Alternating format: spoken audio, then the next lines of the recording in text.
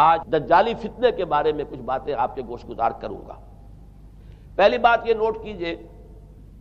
کہ یہ روایات صحیح مسلم میں بھی ہیں، جامع ترمذی میں بھی ہیں، سنن ابی داؤد میں بھی ہیں، سنن ابن ماجہ میں بھی ہیں، سنن نسائی میں بھی ہیں، مسند احمد ابن حنبل میں بھی ہیں۔ یعنی یوں سمجھیے کہ صرف بخاری کو چھوڑ کر باقی صحاح ستہ کی تمام کتابوں میں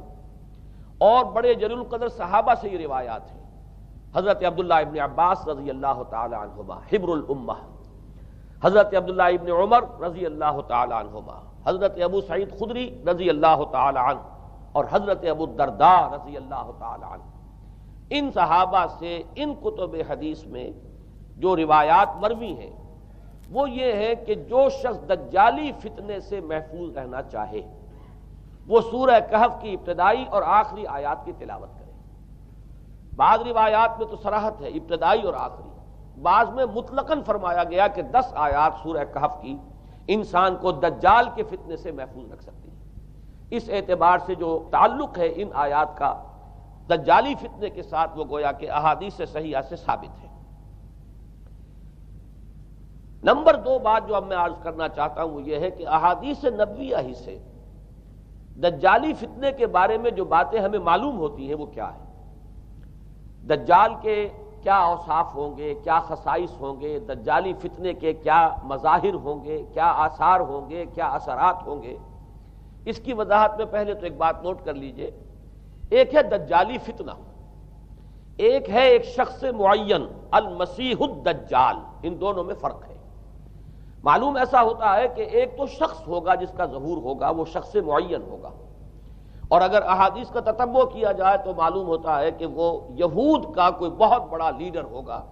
اور آخری زمانے میں قریب قیامت کا جو زمانہ ہے، قرب قیامت کا،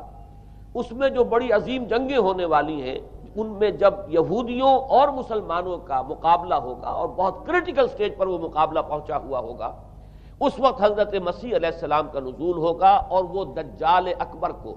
یا المسیح الدجال جسے کہا گیا ہے اس کو وہ قتل کریں گے۔ تو المسیح الدجال یہ تو ایک شخص معین ہے، البتہ دجالی فتنہ صرف ایک شخص معین کے ساتھ نہیں متعلق، بلکہ اس کے لیے جو احادیث آئی ہیں ان کا جب ہم تتبع کرتے ہیں، ان سب کو جب جمع کرتے ہیں تو معلوم ہوتا ہے کہ وہ ایک خاص کیفیت ہے،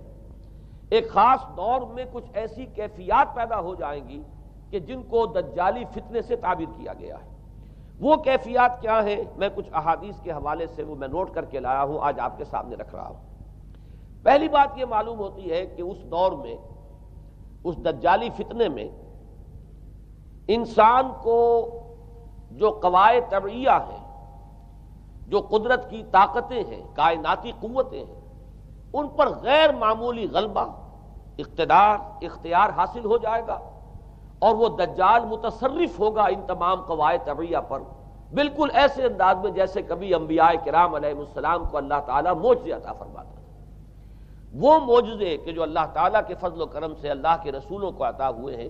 گویا کہ وہ سب کی سب کیفیات ہیں کہ جو دجال کے بارے میں قرآن مجید یا احادیث نبویہ میں وارد ہوئی۔ مثلا پہلی بات یہ بتائی گئی کہ اس کے لیے فاصلہ بے معنی ہو کر رہ جائے گا،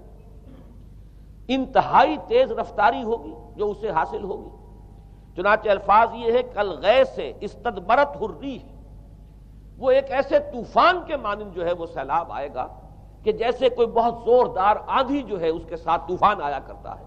آپ سائیکلون کا تصور کیجئے کہ جس طریقے سے وہ ایک انتہائی تیز رفتار ہوا جو ہے وہ طوفان کو لے کر آتی ہے، اس طور سے وہ فتنہ پھیلے گا۔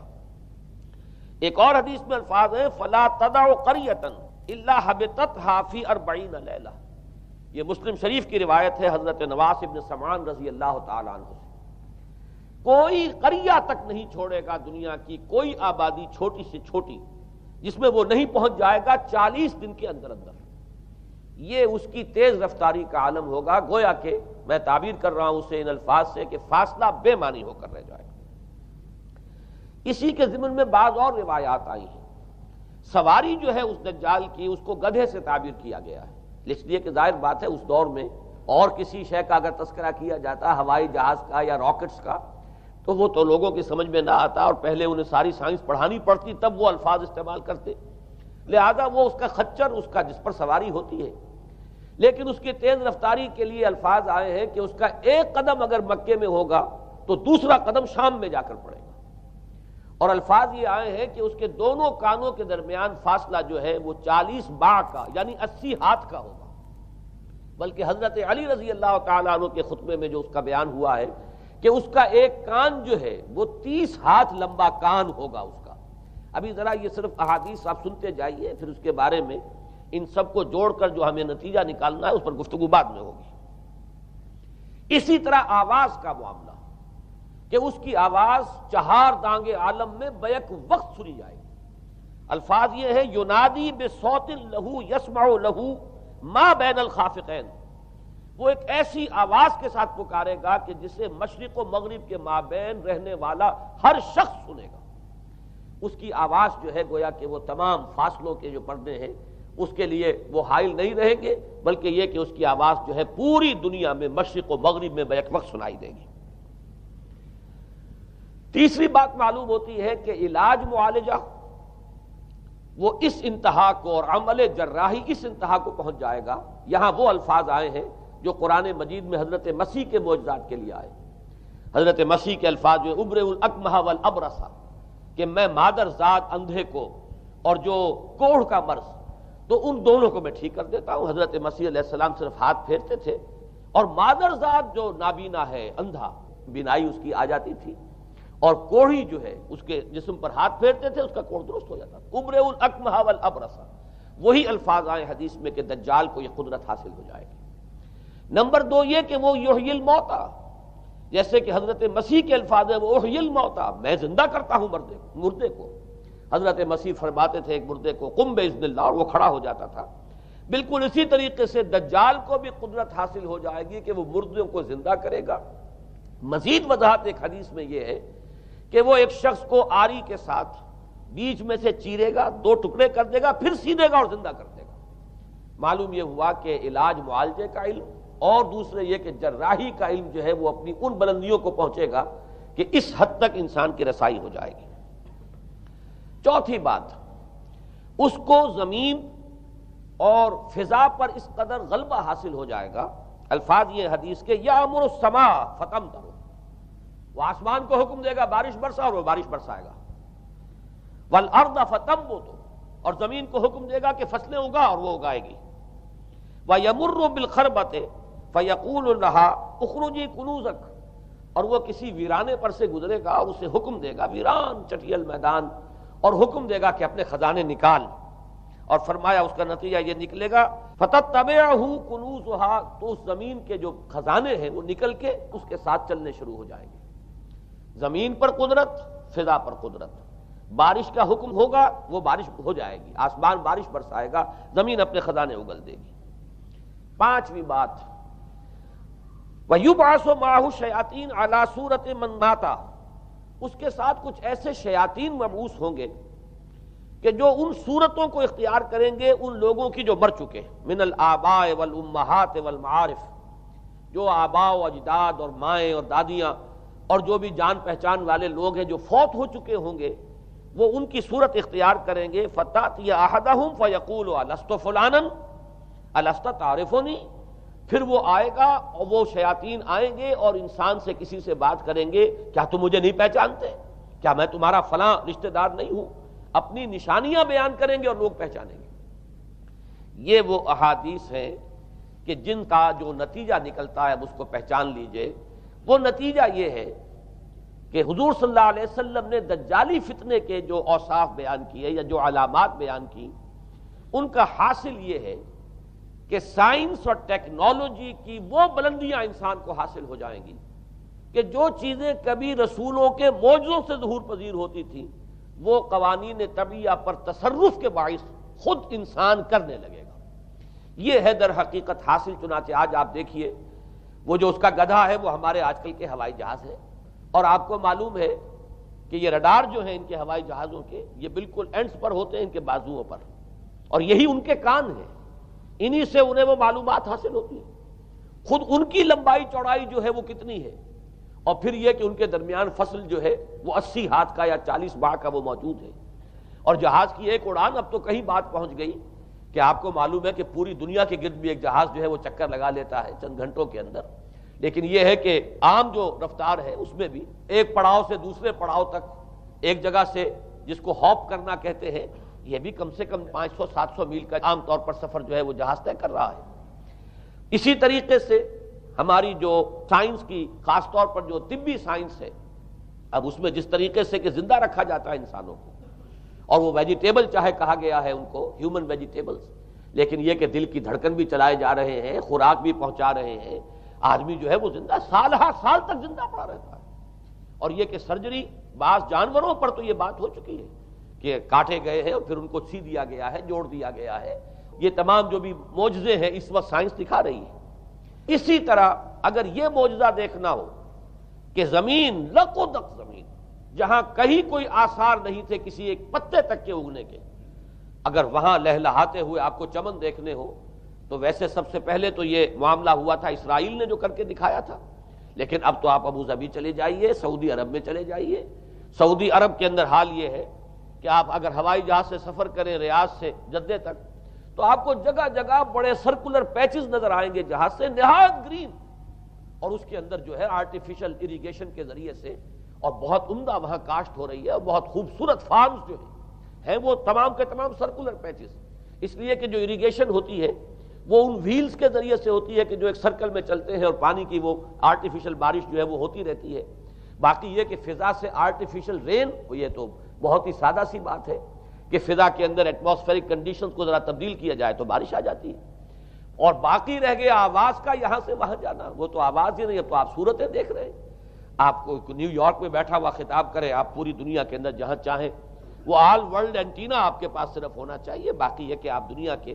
کسی بھی گوشے میں بیٹھے ہوئے کسی شخص کا خطاب جو وہ سن سکتے ہیں۔ تو معلوم یہ ہوا کہ در حقیقت یہ جو دجالی فتنہ ہے، یہ جس کے اوصاف جو بیان کیے گئے، ابھی میں اس کو لفظ فتنہ سے تعبیر نہیں کر رہا، اسے جس چیز نے فتنہ بنایا وہ ابھی میں آپ سے عرض کروں گا، لیکن یہ جتنے اوصاف حدیث میں آئے ہیں، جتنی صفات بیان ہوئی ہیں، جو کوائف وہاں سامنے آ رہے ہیں، ان سب کا حاصل تو ایک لفظ میں یہ ہے کہ سائنٹیفک ڈیولپمنٹ اور ٹیکنالوجیکل ڈیولپمنٹ وہ اس درجے کی ہو جائے گی کہ قواعد طبیعہ پر، فورسز آف دی نیچر پر انسان کو تصرف اور تسلط حاصل ہو جائے گا، اور وہ انہیں استعمال کرے گا، اور اس طریقے سے اس کے اندر وہ ساری کی ساری کیفیات جیسے کہ آج ہم دیکھ رہے ہیں اپنی نگاہوں کے سامنے وہ پیدا ہو جائیں گی۔ اب سوال یہ ہے کہ اس شے کو فتنہ کس چیز نے بنایا، یہ بات سمجھ لیجئے۔ جہاں تک سائنسی ترقی کا تعلق ہے، تکنیکی ترقی کا تعلق ہے، یہ چیزیں فی الاصل فتنہ نہیں ہے،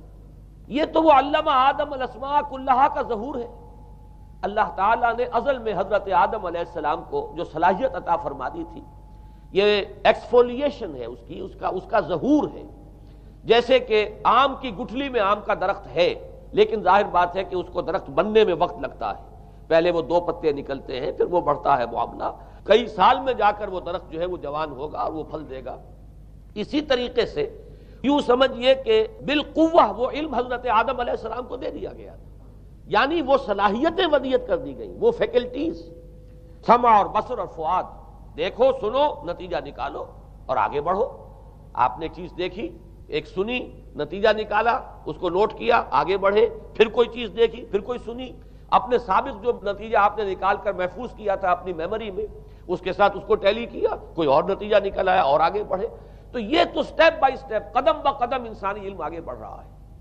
یہ ہرگز فتنہ نہ ہوتا، میرے الفاظ پر توجہ کیجئے، اگر اس کے ساتھ متوازن طور پر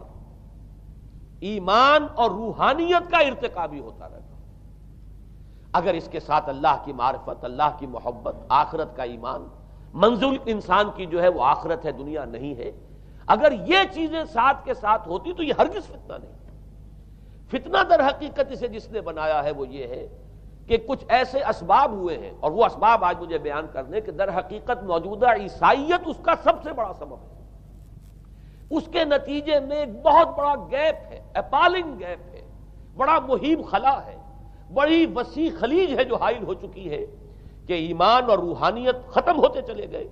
اور یہ ٹیکنیکل اور سائنٹیفک ڈیولپمنٹ بڑھتی چلی گئی۔ ان دونوں کے درمیان جو مہیب خلا پیدا ہوا ہے اس نے اسے فتنہ بنا دیا ہے، اور عظیم ترین فتنہ بنا دیا ہے۔ ورنہ اگر اس کے ساتھ ہی اللہ پر ایمان، آخرت پر ایمان اور انسان کے اندر ایمانی کیفیات، اس کی روحانی کیفیات اگر یہ بھی برقرار رہتی بلکہ اس کے ساتھ متوازن طور پر ان کو ترقی کرنا چاہیے تھی، تو یہ ہرگز فتنہ نہیں ہے۔ تو پہلی بات یہ سمجھ لیجئے کہ اگرچہ دجالی فتنے کے جو صفات، اس کے اوصاف، اس کی علامات، اس کے مظاہر جو بھی حدیث کے ذریعے سے ہمیں معلوم ہے، جس کا میں نے ابھی آپ کے سامنے تذکرہ کیا، وہ سب در حقیقت تعبیر ہے اس دور کا جو محاورہ ہے، اس دور کی جو زبان ہے، اس دور میں جن الفاظ سے گفتگو کی جا سکتی تھی، اس دور کے ایڈیم میں آج کی جو سائنٹیفک اور ٹیکنالوجیکل ترقی ہے گویا کہ اس کی تعبیر کی گئی ہے کہ وہ دجالی فتنہ ہوگا۔ لیکن اس شے کو فتنہ بنانے والی شے در حقیقت یہ ہے کہ ایک بہت بڑی خلیج حائل ہو چکی ہے ایمان اور روحانیت اور دوسری طرف سائنٹیفک اور ٹیکنالوجیکل ڈیولپمنٹ میں، ان دونوں کے درمیان اتنا بعد اور فصل پیدا ہو گیا ہے کہ جس کی وجہ سے اس نے فتنے کی شکل اختیار کی ہے۔ غور کیجئے، انتہائی ہولناک جنگ جو ہے وہ اس کے سر پر ایک خطرے کے طور پر مسلط ہے۔ دو جنگیں اس ایک صدی میں ایسی ہو چکی ہیں جنہیں اپنے ورلڈ وار 1 اور ورلڈ وار 2 اتنے بڑے پیمانے پر قتل و غارت دنیا میں پہلے کبھی نہیں ہوئی، اس لیے کہ پہلے فوجوں کی جنگیں ہوتی تھی، آبادیوں پر جا کر کہیں کوئی قتل عام ہو گیا ورنہ یہ کہ قبضہ لیا، پہلے وہ کسی اور کی ریت تھے، اب کسی اور کی ریت ہو گئی۔ آیا بابر آیا، اس نے پانی پت کے میدان کے اندر ابراہیم لودھی کو شکست دے دی، دلی میں آ کر اس نے کسی کا خون نہیں بہایا، بس وہ آ کے تخت پر قابض ہو گئے۔ کہیں کہیں ہوئے ہیں فتنے یا پھر عذاب الہی آتے رہے ہیں کہ رسولوں کے انکار کی سزا کے طور پر قوم نسیہ منسیہ کی گئی ہیں، لیکن جنگیں جو دنیا میں ہوتی تھی وہ جنگوں کا معاملہ جو ہے وہ اس نوعیت کا ہوتا تھا، وہ فوجوں کے درمیان ٹکراؤ ہوتا تھا، میدان جنگ میں کشتوں کے پشتے لگتے تھے، لیکن اس کے بعد نہیں ہو گیا، کہیں کسی نے بہت غصہ نکال لیا۔ لیکن اس صدی میں اب جو جنگیں ہوئی ہیں اس سے تو ملک کے ملک تہس نہس ہوئے ہیں، آبادیاں ختم ہوئی ہیں، اور جو تیسری جنگ ہوگی یہ جان لیجئے آخر انسان کب تک اسے ٹالے گا۔ رشیا کے بارے میں یہ سمجھنا کہ وہ پیچھے ہٹ گیا ہے، پشپائی اختیار کر لی، اس نے بہت بڑی حماقت ہے۔ وہ در حقیقت اب ڈپلومیسی کی راہ سے سپریمیسی چاہتا ہے، لہذا تصادم تو ہو کر رہنا۔ مولانا مناظر حسن گیلانی رحمۃ اللہ علیہ کے خیالات جو ہیں وہ مجھے اس سورہ کہف کے ابتدائی آیات کے ضمن میں مجھے ان سے اتفاق ہے اور بہت سی چیزیں ان سے ماخوذ ہیں۔ اسی طریقے سے جو حدیث اب میں آپ کو بتا رہا ہوں میرے سامنے اس کا متن نہیں ہے، مولانا حامد میاں رحمۃ اللہ علیہ انہوں نے مجھے یہ بتایا تھا کہ جو میں نے جمع کیے ہیں حالات و واقعات، قیامت سے پہلے جو حالات و واقعات پیش آنے والے ہیں جن کی پیشین گوئی احادیث میں ہیں، ان سے معلوم ہوتا ہے کہ ایک بہت بڑی خوفناک جنگ ہو، اتنی بڑی خوفناک جنگ، اور ان کے الفاظ یہ ہے کہ اس میں دونوں فریق جو ہوں گے ان میں بڑی تعداد عیسائیوں کی ہوگی، ادھر بھی ادھر بھی، ایک طرف البتہ عیسائیوں کے ساتھ مسلمان بھی ہوں گے، یہودی بھی ہوں گے، اور دوسری طرف خالص عیسائی طاقت ہوگی، اور ان کے درمیان اتنی خوفناک جنگ ہوگی۔ الفاظ ان کے یہ ہیں اس حدیث کے جو انہوں نے مجھے بتائے کہ ایک پرندہ سینکڑوں میل تک پرواز کرے گا اور اسے سوائے لاشوں کے اور کچھ نظر نہیں آئے۔ آپ تصور کیجئے اگر ایٹامک وار ہو جاتی ہے تو یہی ہوگا، تہس نہس ہو جائے گا معاملہ، ختم ہو کر رہ جائے گی چیز۔ اور یہ چیز جو ہے یہ بہرحال یہ جتنا کچھ پائل اپ کیا گیا ہے، یہ ڈسٹرکٹیو فورس سائنس کی یوں سمجھیے کہ معراج اب یہی ہے۔ اب تو سٹار وارز کی باتیں ہو رہی ہیں کہ صرف زمین پر نہیں، باہر بھی یہ جنگیں ہمیں لڑنی پڑیں گی، لیکن یہ کہ اس کا کیا حال ہوگا۔ امریکہ میں ایک پکچر تیار کی گئی تھی، دی ڈے آفٹر غالباً اس کا نام ہے، اس میں ایک نقشہ دکھایا گیا ہے اس قدر ہولناک کہ یہ 100 اور اونچی منزلہ عمارتیں جو ہے یہ ایسے جیسے کہ کچے گھروندے ہوتے ہیں ایسے وہ پگھل کر رہ جائیں گی، اور یوں سمجھیے کہ انسان جو ان کے اندر ہوں گے، ایک ایک منزل کے اندر، ایک ایک ایسی 100 منزلہ عمارت کے اندر ہزاروں آدمی ہوتے ہیں، جیسے کہ کوئی ایسی کالونی ہو کوئی ان کی چیونٹیوں کی، اور اس پوری کالونی کو آپ اپنے پاؤں سے مسل دیں، ایسے انسانوں کا حال ہوگا اگر وہ جنگ ہو جاتی جس کا نقشہ کھینچا گیا ہے۔ یہ ہے در حقیقت وہ بات کہ جو مولانا مناظر حسن گیلانی فرما رہے ہیں ان آیات مبارکہ میں، وَيُنذِرَ الَّذِينَ قَالُوا اتَّخَذَ اللَّهُ وَلَدًا، تاکہ خبردار کر دے یہ قرآن ان لوگوں کو جنہوں نے کہا ہے کہ اللہ نے بیٹا بنایا، بدترین شرک کا جنہوں نے ارتکاب کیا، اور اسی ولدیت مسیح کے عقیدے سے وہ ساری کرپشن جو ہے دین خداوندی کی، دین مسیحی کی اصل جو دین تھا اس کی جو ہوئی ہے، اور اس کے نتیجے میں آج نوع انسانی وہاں کھڑی ہے۔ اسی لیے آیت نمبر 2 میں فرمایا وَيُنذِرَ بَأْسًا شَدِيدًا مِّن لَّدُنْهُ، تاکہ خبردار کر دے ایک بہت بڑی جنگ سے۔ ہمارے اکثر مفسرین نے یہاں پہ ایک بہت بڑا عذاب کہہ کر جو ہے وہ گزر گئے ہیں، لیکن واحد یہ لفظ ہے قرآن مجید کا یہ مقام ہے جہاں لفظ باس آیا ہے، اور مولانا مناظر حسن گیلانی نے بحث کی باس تو جنگ کو کہتے ہیں، قرآن مجید میں جہاں بھی یہ لفظ آیا جنگ کو کہتے ہیں۔ تو ایک بہت بڑی ہولناک جنگ جس کے لیے فرمایا من لدن ہو، یہ تمہارے اپنے پیمانوں پر نہیں آئے گی، یہ تمہارے حساب کتاب میں نہیں آ سکتا جو ڈسٹرکشن ہوگی۔ جیسے کہ آپ علم لدنی کہتے ہیں، ایک علم وہ ہے جو جانے بوجھے طریقے سے حاصل کیا جاتا ہے، ایک علم لدنی ہے جو خاص اللہ تعالیٰ اپنے کسی بندے کو عطا فرما دے۔ اس جنگ کی جو ہلاکت خیزی ہے وہ تمہارے حساب کتاب میں آنے والی نہیں ہے۔ لِيُنذِرَ بَأْسًا شَدِيدًا مِّن لَّدُنْهُ وَيُبَشِّرَ الْمُؤْمِنِينَ الَّذِينَ يَعْمَلُونَ الصَّالِحَاتِ أَنَّ لَهُمْ أَجْرًا حَسَنًا مَّاكِثِينَ فِيهِ أَبَدًا۔ البتہ اللہ تعالیٰ بچائے گا اپنے اہل ایمان بندوں کو جو نیک عمل پر بھی قائم ہو۔ اب میں وہ حدیثیں آپ کو سنا دوں، میں نے پہلے بخاری کی حدیث آپ کو سنا دی کہ اس پورے فتنے کے معلوم ہوگا کہ اس کی دونوں آنکھوں کے مابین کافارا لکھا ہوا ہے کفر، گویا کہ یہ سمبل ہے، یہ علم ہے، یہ علامت ہے اس جدید موجودہ تہذیب کی کفر، الحاد، مادہ پرستی، خدا کا انکار، آخرت کا انکار، روح کے وجود کا انکار۔ اس کے بعد فرمایا یہ ابو داؤد کی روایت ہے، فواللہ ہے تو خدا کی قسم وہ وقت جب آئے گا، ان الرجل لیاتیہ وہو یحسب انہ مومن، ایک شخص حاضر ہوگا اس کے پاس، دجال کے پاس، اور وہ شخص اپنے آپ کو مومن سمجھتا ہوگا کہ مومن ہے، فیتبعہ بما یبعث بہ الشبہات، لیکن جو شبہات اس فتنے کی وجہ سے اس کے اندر پیدا ہو جائیں گے اس کی وجہ سے وہ بھی اسی کی پیروی کرے گا۔ آج آپ عالم اسلام کا نقشہ دیکھ لیجئے، ذہنوں کے اندر جو شبہات ہیں، ایمان کے بارے میں یقین کی کیفیت کتنوں کو حاصل ہے، وہی ساری ہماری بھی ویلیوز ہیں، وہی مادی تہذیب جو ہے، آج ہم بھی اسی کے پیروکار ہیں، سمجھتے ہیں اپنے آپ کو مسلمان، سمجھتے ہیں مومن، لیکن ذرا تجزیہ کیجئے۔ اسی کو میں نے اپنے اس کتابچے میں اسلام کی نشرت ثانیہ میں تفصیل سے واضح کیا ہے کہ در حقیقت رگ و پے میں سرایت کر گئی ہے یہ تہذیب، بظاہر جو ہے نظر آتا ہے جیسے روئے ارضی پر،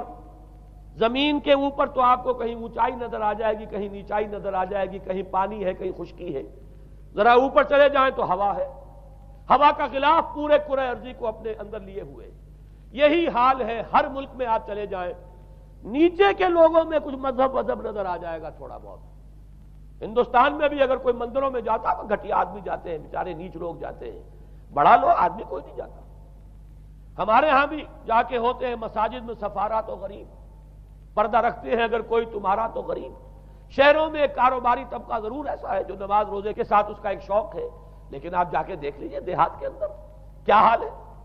تو معلوم یہ ہوا کہ نیچے تو شاید کچھ نہ کچھ فرق ہے، یہ مسلمان ملک ہے، یہ ہندو ملک ہے، یہ فلاں ملک ہے، یہ بدھ مت کا ملک ہے، لیکن اوپر چلے جائیں یعنی ہر ملک کے اوپر جو ایلیٹ ہے، جو اعلیٰ تعلیم یافتہ،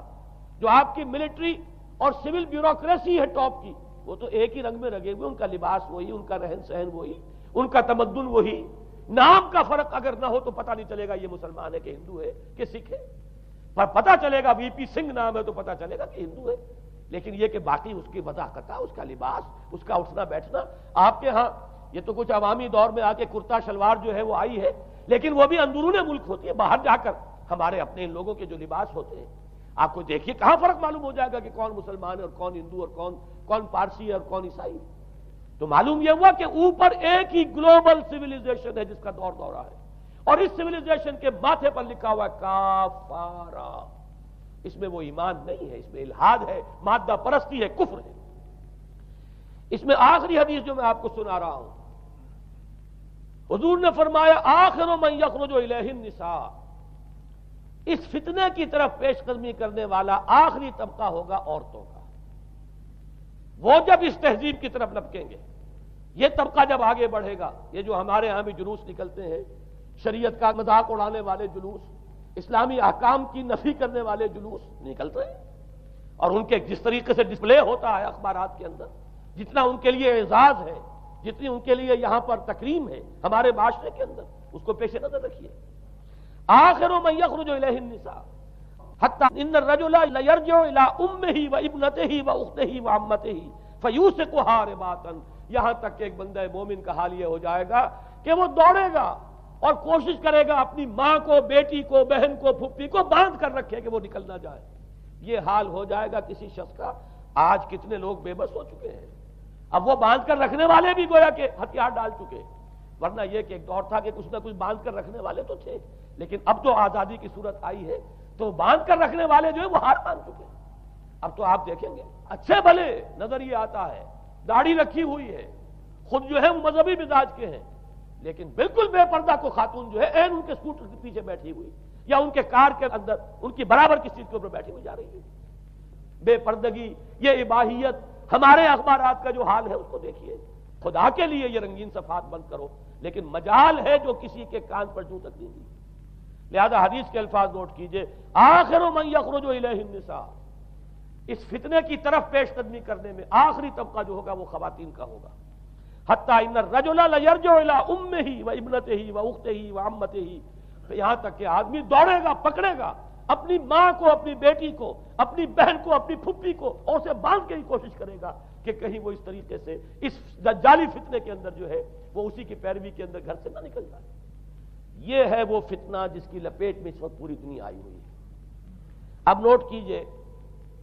اس فتنے کے لیے اب میں چند باتیں اور کہہ رہا ہوں۔ لغوی بحث کیا ہے؟ دجال کسے کہتے ہیں؟ یہ بنا ہے لفظ دجل سے۔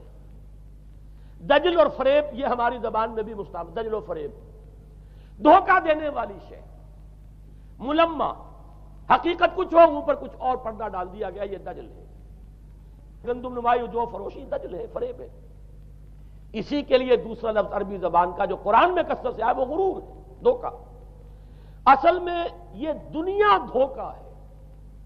جو حیات اخروی کے لیے ایک پردہ بن کر ہماری آنکھوں پر پڑ گیا ہے۔ میں وہ آیات اب آپ کو جلدی سے سنا رہا ہوں۔ فرمایا وَمَا الْحَيَاةُ الدُّنْيَا إِلَّا مَتَاعُ الْغُرُورِ، سورہ آل عمران میں بھی آیت آئی، سورہ حدید میں بھی۔ لوگوں سن لو، یہ دنیا کی زندگی سوائے دھوکے کو کچھ نہیں۔ میں بعد میں عرض کر دوں گا کہ ایک دوسرا رخ بھی ہے دنیا کی زندگی کا، لیکن اس وقت یہ آیات سن لیجئے۔ غرتکم الحیات الدنیا، تمہیں دھوکے میں ڈال دیا اس دنیا کی زندگی نے، یہ سورہ جاثیہ کی آیت نمبر 35 ہے۔ غرتہم الحیات الدنیا، انہیں دھوکے میں ڈال دیا دنیا کی زندگی نے، یہ سورہ انعام میں آیت نمبر 70 بھی ہے، آیت نمبر 130 بھی ہے۔ تیسری مرتبہ سورہ اعراف میں آیت نمبر 51 ہے، اور 2 مرتبہ سورہ لقمان اور سورہ فاطر میں آیا فَلَا يَغُرَّنَّكُمُ الْحَيَاةُ الدُّنْيَا وَلَا يَغُرَّنَّكُمْ بِاللَّهِ الْغَرُورُ۔ دیکھو لوگوں، کہیں تمہیں دنیا کی زندگی دھوکے میں نہ ڈال دے۔ یہ دنیا کی زندگی جو ہے دھوکہ بن کر ایک فریب کا پردہ ہمارے آنکھوں پر ڈالتی ہے کہ یہ ہمارا مطلوب مقصود، اسی کے لیے بھاگ دوڑ، اسی کو بنانا سنوارنا۔ وہ جو میں عرض کر چکا ہوں، 3 چیزوں کے مقابلے میں 3 چیزوں کی اہمیت۔ حیات دنیاوی جب مطلوب بن جائے، حیات دنیاوی جب انسان کی اصل محبوب بن جائے، تو گویا کہ حیات اخروی اب نگاہوں سے اوجھل ہو گئی، آنکھ اوجھل پہاڑ اوجھل۔ یہی ہے اصل دجل، یہی ہے اصل فریب۔ آیات اور سنیے، سورہ اعلی، بل تؤثرون الحیات الدنیا والآخرۃ خیر وابقیٰ۔ لوگوں، تمہاری گمراہی کی اصل جڑ بنیاد کیا ہے؟ تم دنیا کی زندگی کو ترجیح دیتے ہو، جبکہ آخرت بہتر بھی ہے اور باقی رہنے والی بھی ہے۔ کلا بل تحبون العاجلہ وتذرون الآخرہ۔ کوئی نہیں، تمہارا اصل مرض یہ ہے کہ تم اس عاجلہ سے جو موجود ہے، سامنے ہے، نقد ہے، اس سے محبت کرتے ہو، اور آخرت کو تم نے تج دیا ہے، چھوڑ دیا ہے۔ یہ سورہ قیامہ اور اس سے اگلی سورت جو ہے وہ آپ کے علم میں ہے، سورۃ الدہر۔ اس میں فرمایا گیا ان ہؤلاء یحبون العاجلۃ ویذرون وراءہم یوما ثقیلا۔ ان لوگوں کا اصل مرض یہ ہے، یہ اس عاجلہ کو پسند کرتے ہیں، اس سے محبت کرتے ہیں، اور پیچھے وہ جو بھاری دن آنے والا ہے اس کا خیال انہوں نے دل سے نکال دیا۔ یہ ہے در حقیقت اصل فساد، اصل فتنہ، اصل گمراہی، 100 خرابیوں کی جڑ ایک خرابی۔ اب اسی کا ایک نتیجہ نکلتا ہے، یہ دنیا جتنی حسین بنتی چلی جائے گی اتنا ہی فتنہ شدید سے شدید تر ہوتا چلا جائے گا۔ یہاں جتنی آسائشیں ہوں گی اتنا ہی آپ پر غفلت کا پردہ طاری ہو جائے گا۔ اور آپ کو معلوم ہے کہ اس پوری سائنٹیفک جو بھی ڈیولپمنٹ ہے اس کا حاصل کیا ہے؟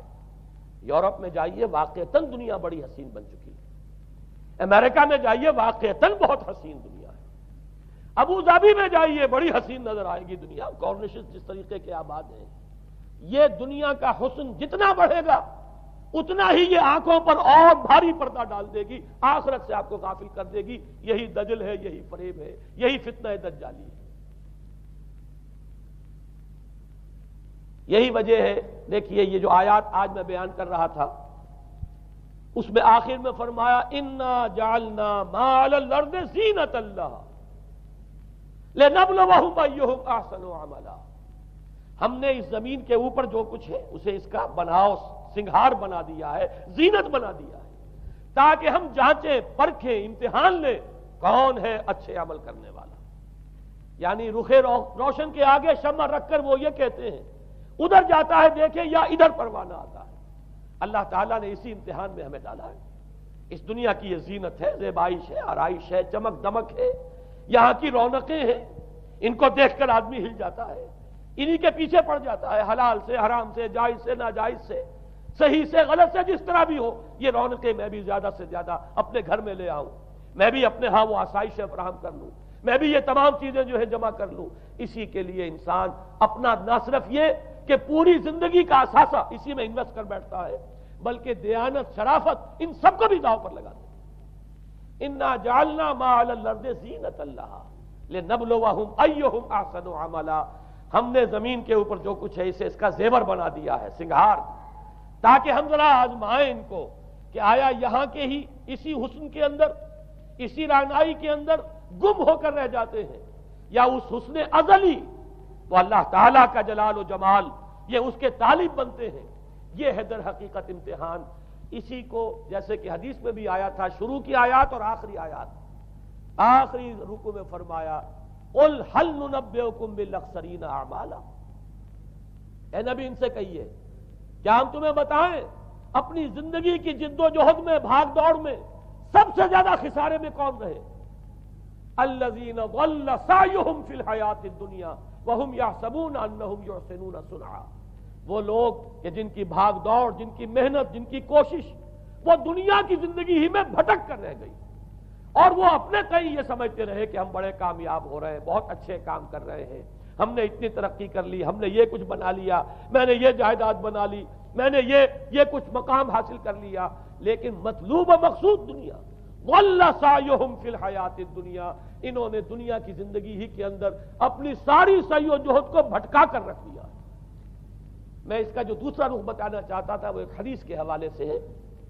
اگر آخرت مطلوب و مقصود رہے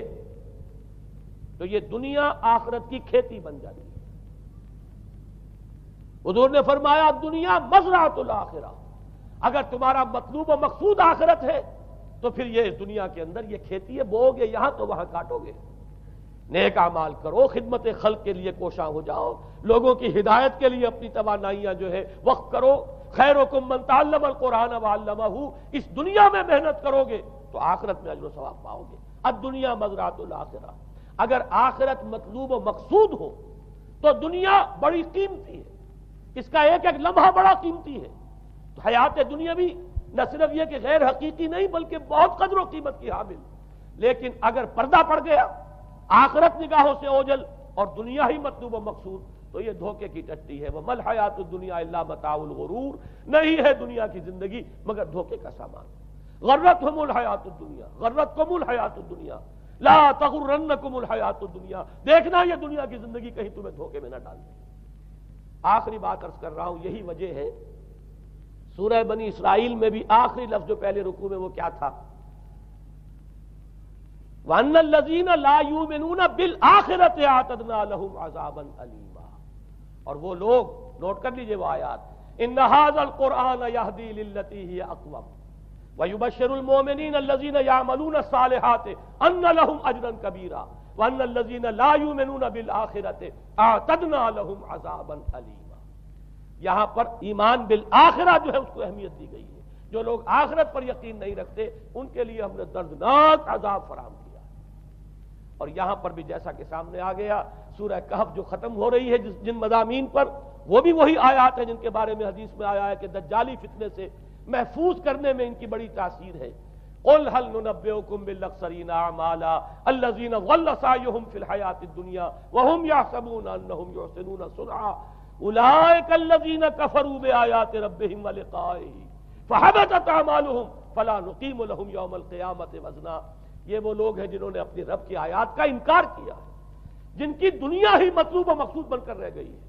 چاہے وہ کہیں ہم قرآن کے ماننے والے ہیں اور محمد کے عاشق ہیں صلی اللہ علیہ وسلم. اولئک الذین کفروا بآیات ربہم ولقائہ فحبطت اعمالهم ولا نقیم لهم یوم القیامت وزنا ذلک جزاؤہم جہنم بما کفروا واتخذوا آیاتی ورسلی ہزوا.